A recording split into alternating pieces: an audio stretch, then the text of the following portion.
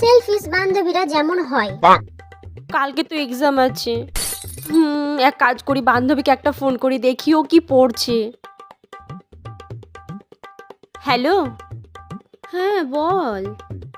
এ ভাই, কালকে তো এক্সাম আছে, তুই কি পড়ছিস?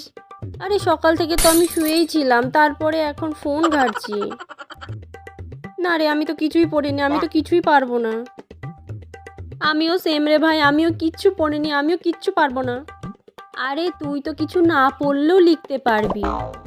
ধুর, কি যে বলিস না তুই।